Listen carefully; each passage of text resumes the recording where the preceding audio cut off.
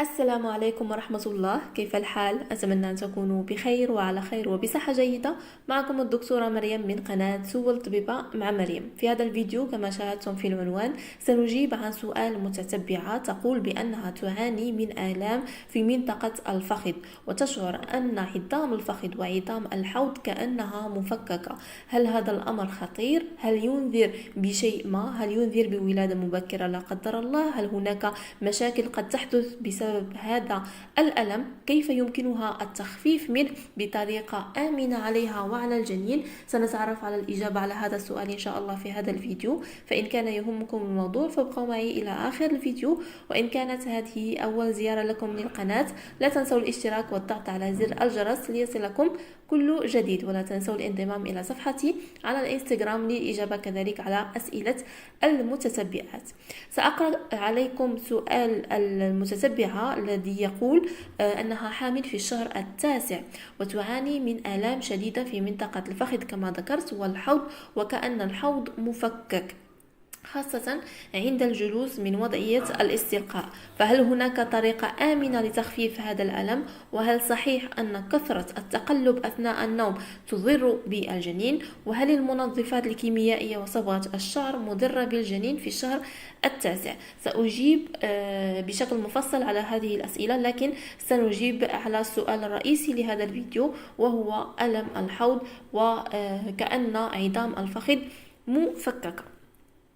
فالمعروف أنه في الشهور الأخيرة من الحمل الثامن والتاسع تكثر الشكوى من مثل هذا النوع من الألم كما قلت، خاصة في الشهور الأخيرة من الحمل. لكن هناك من تشعر به حتى في الشهور الأولى، يعني ابتداء من الشهر الثالث يمكن لسيدة أن تشعر أن عظام الحوض وعظام الفخذ كأنها مفككة، كأن أحدهم يقوم بتفكيك هذه العظام. مثلا عند المجيء، عندما تتمشى لمدة متوسطة وتريد الاستلقاء تحس بألم في منطقة الحوض، وكذلك مثلا عند الوقوف في المطبخ أو لتحضير شيء ما، بمجرد الوقوف لنصف ساعة أو ساعة تشعر بهذا الأمر وغيرها من المسائل. كذلك إذا كانت مستلقية وتريد الجلوس تشعر بهذا الألم. هذا الألم ليس بالعلامة الخطيرة على الإطلاق. ففي الشهور الأخيرة تكون الحالة أو هذا الألم ناجم عن ضغط الحمل على أربطة ومفاصل وأعصاب الحوض. فالعلاج الفعال لهذه الحالة هو الولادة، والعلاجات الأخرى التي يمكننا أن نلطف بها هذا الألم لا تخلصنا بشكل نهائي من هذا الألم. في بعض الأحيان قد يستمر الألم لفترة حتى ما بعد الولادة، ولا يجدي معه إلا استخدام المسكنات إلى أن تتراجع كل تأثيرات الحمل على الأربطة وعلى المفاصل.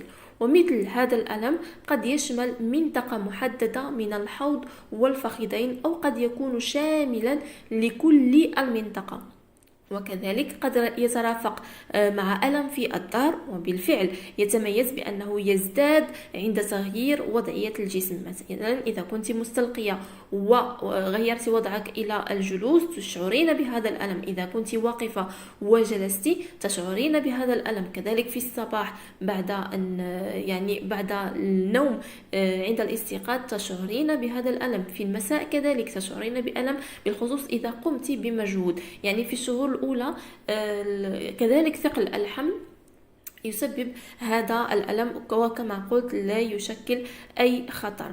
فنصيحتي لهذه السيدة ولجميع الحوامل اللواتي يعانون من هذا الأمر بالنوم على الجانب الأيسر من الجسم قدر الإمكان، وليس بشكل كلي. يمكنك النوم على الجانب الأيمن، على الظهر، على الجانب الأيسر، لكن من الأفضل أنه الأغلبية الأوقات يكون النوم على الجانب الأيسر، مع جعل الساقين بوضعية انعطاف على الفخذين. يعني قومي بجمع الساقين وقربيهما من الفخذين ووضع وسادة بين الركبتين. تقومي بوضع وسادة بين ركبتيك. ففي هذه الحالة سيخف الضغط على أعصاب الظهر وكذلك الحوض، وقد يتحسن حالك إن شاء الله. كما يمكنك استخدام الكمادات الدافئة بوضعها على منطقة الظهر، وهناك كذلك حزام للظهر ستجدينه في الصيدليات الكبيرة، الذي يساعد على رفع الحمل وتخفيف الضغط على المفاصل وعلى الروابط الخاصة بالظهر. هو يباع، من لديها القدرة على شرائه فيمكنها شراؤه، لأنه يقوم بتخفيف ضغط الحمل على الحوض. وفي بعض الحالات لا غنى عن تناول المسكنات البسيطة كدوليبران أو البانادول، فهو آمن في الحمل، فلا تترددي في تناوله عند الحاجة فقط.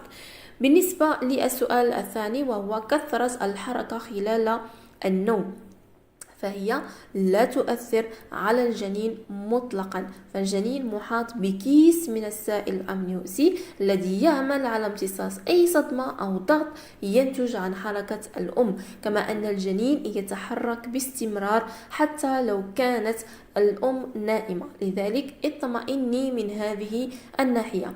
بالنسبة للمواد الكيماوية والمنظفات فلا ضرر منها على الجنين في الشهر التاسع إن شاء الله، لكن الأفضل تفاديها في كل مراحل الحمل، وحتى بعد الحمل يجب التعامل معها بحرص شديد، لأنها تستنشق بسهولة عبر الأنف وكذلك الفم، وكثرة استنشاقها قد تعرض الأم لبعض الأمراض الرئوية، وقد تسبب في بعض الأحيان الفقدان الوعي للسيدة.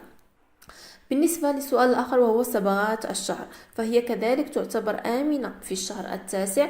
الأفضل عدم استخدامها من يعني في الشهور الأولى، أول 3 أشهر، يعني الشهر الأول والثاني والثالث. بعد ذلك يمكنك استعمالها، والأفضل البحث عن الصبغات التي تكون قليلة المواد الكيماوية التي تكون مضرة بالجنين. فاستخدام الصبغات الخالية من مادة الأمونياك هي الأفضل استخدامها في فترة الحمل. أتمنى أن أكون قد أجبت بشكل مفصل على سؤال هذه السيدة، وبالخصوص السؤال الرئيسي وهو ألم في عظام الحوض كأنها مفككة. وكما قلت هذا الألم هو ناتج عن ثقل الحمل، ولا ينذر لا بولادة مبكرة ولا شيء. فقط مثلا نتكلم عن أعراض ولادة مبكرة عندما تكون هناك تقلصات تشبه تقلصات الولادة، تكون منتظمة، تزداد شدتها مع الوقت، نزول سائل الأمنيوسي، ألم شديد في الظهر، أو نزول نزيف لا قدر الله، خروج دم لا قدر الله. هذه هي التي تعتبر أعراض الولادة المبكرة. غير ذلك مثل هذا الألم في عظام الحوض فهو ألم عادي جدا، وكذلك يعتبر تمرين للحوض للولادة لأنه يتوسع. ألقاكم إن شاء الله في فيديو قادم، والسلام عليكم.